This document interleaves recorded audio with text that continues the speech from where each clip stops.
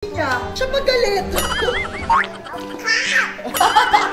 Viral at pinag-usapan ang pagiging sweet ni Zinab sa kanyang anak sa latest vlog niya. Sarcastically masaya kaya kahit hindi siya pinakikilala bilang ama ni Bia. Welcome to Sikat Story. Ang video ni Zinab na ito ay noong October 14, 2022 at nagkaroon na nga ng 1.8 million views. Dito nga ay sinulit ni Zinab ang oras na makasama ang kanyang dalawang anak. Ang saya ng vlog na ito.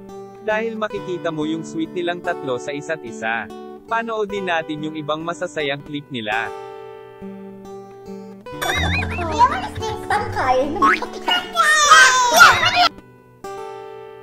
Grabe, makikita mo talaga yung pagmamahal na sobra na ibinibigay ni Zinab sa kanyang anak.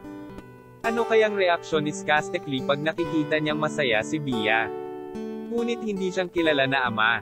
Basahin natin ang comment ng mga fans nila. Single mom din ako, 3 ang anak ko. Mahirap pero laban lang kapag napapanood ko vlog ni Zinab na i-inspire ako, nakakahugot ng lakas ng loob. Salamat Zinab. Kahanga-hanga talaga si Mommy Zeb. Despite sa mga pagsubok sa buhay, nananatili pa rin siyang responsable sa mga anak niya. Sobrang strong mo. Thankful talaga ang mga kids at ikaw ang mommy nila.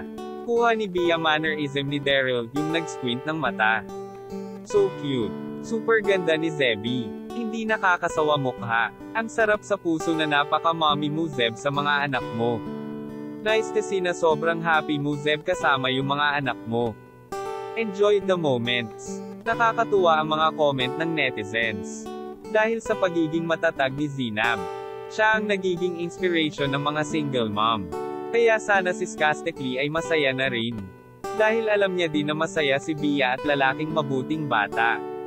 Comment kayo kung masaya kayo dahil hindi na nagpaparamdam si Sarcastically kay Zinab. Yan lang ang ating mainit na chika. Halina't mag-like, share and subscribe. Thank you.